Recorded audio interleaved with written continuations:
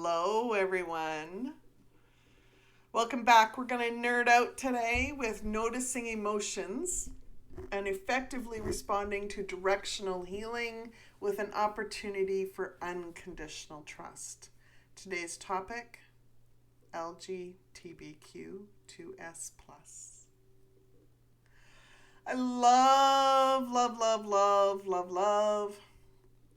people. And I love that they know who they are.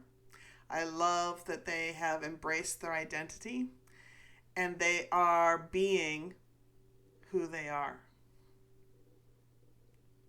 So let's talk about the LGBTQ2S+. And what does that mean according to the law of one? What does that mean according to the Bible? And let's have a discussion. Let's open it up.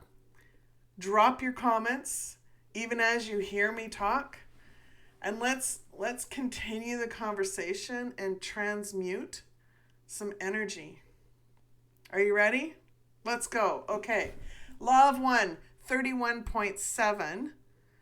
In my interpretation, it means that there is guidance for everyone, and when it comes to a person's identity and how they feel about themselves and the journey that they are on, there is divine guidance supporting them.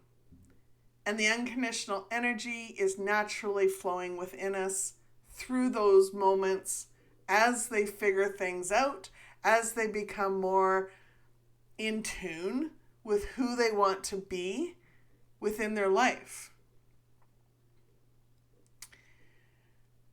It is natural for these beautiful beings, beautiful human beings, to explore this. Why? Because in 31.8 and 9, it talks about, and for the law of one, it talks about how they've had a large percentage or equal amount of percentages of lifetimes where they have either been one gender or the other. So if it's a large percentage of gender specific, that's opposite than what they were born this lifetime,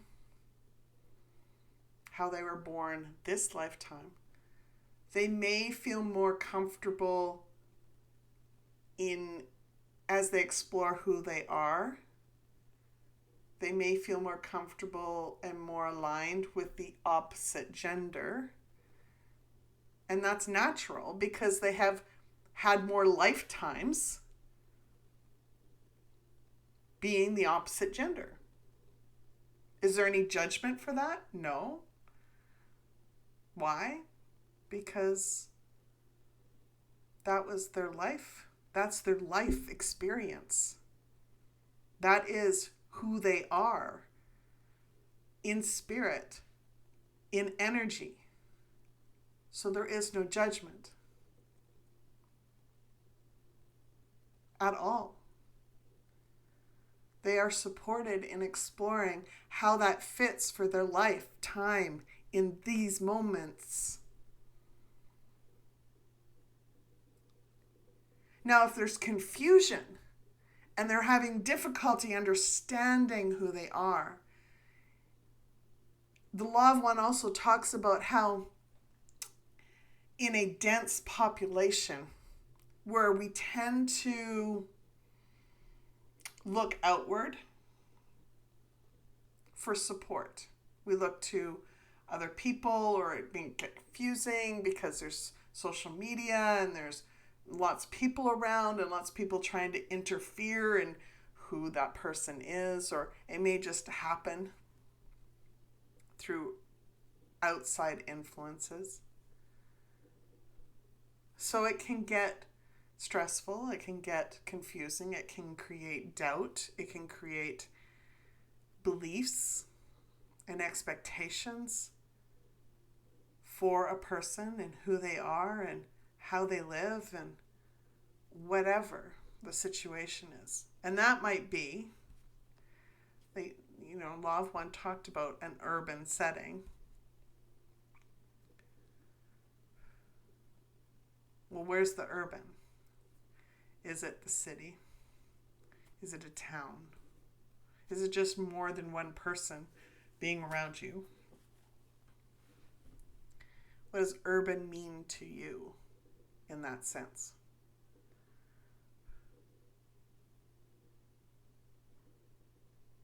Now, for those that are going by the Bible, Leviticus 18 talks about the laws for sexual experiences. And what I got from verse 24 was that there was a generational energy that drove God to create the laws for these sexual experiences. Now, why would God do that? Genesis 19 talks about Sodom, the city, and that there was much sin in the eyes of God. That's where the string of energy through my exploration to try and figure out why there was all of a sudden why there was a law for sexual experiences that implicated a homosexual experience as being sinful, being a law that God was enforcing.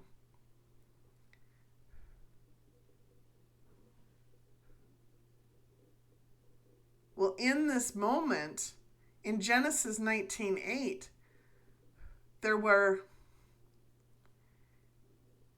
male angels, males. There were males visiting Lot. And that became known.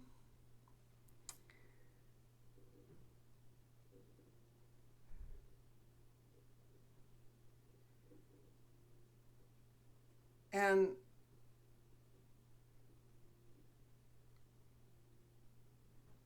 there was a lot of false desire for these males and an obsession built within people, within males. And their desire wasn't aligned for a typical attraction that would happen through the law of one. See, when there is a natural occurrence for an attraction, a relationship that is aligned for one and another, to be in a relationship, there is support through divine guidance. There is support through unconditional love and unconditional light that will allow the attraction to naturally happen. It doesn't necessarily mean that the person needs to be a male and be attracted to a female. It means that the unconditional love and the unconditional light are there supporting one and another in that attraction through magnified abundance.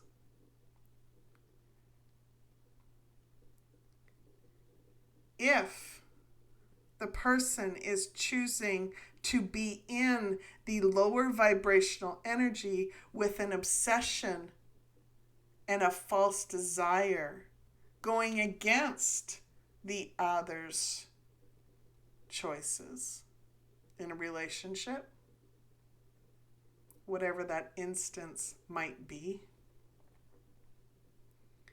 it's rape. Rape is the sin. You see, Lot went out of his home when these men stormed his doorway.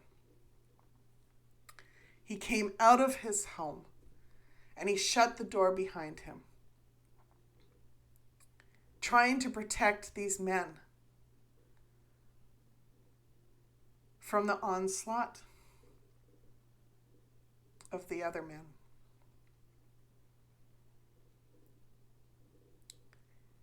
They demanded from Lot to allow those men to be set free of his home so that they could have sex with them. Those men did not want to have sex with them. See, there was no magnifying abundance in that case. It was a free will choice that was creating a disconnect within that relationship experience. Rape is the sin. Lot even tried to offer his virgin daughters to appease these men, but they denied. They were driven in lust. They were driven by false desire. They were driven by obsession. All of these energies are lower vibrational energies. Rape is the sin. Rape is the false desire, the reaction, the result of false desire in obsession, in lust, which is false desire. Rape is the sin.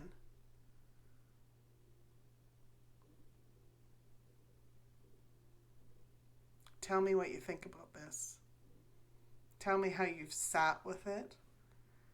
What beliefs are you allowing yourself to look at, to face? How are you wanting to transmute energy, to free yourself up, to love one another, to love people for who they are, for the journey that they're on, and to see how much love they have within them? Jesus asked us to love ourselves and love one another. Jesus asked us to love ourselves, love our neighbor like we would ourselves. How can we choose to look at another and allow ourselves to realize that lower vibration of energy, of false desire and obsession that led to rape? It's the rape that's the sin, not the natural relationship that one person and another chooses to have.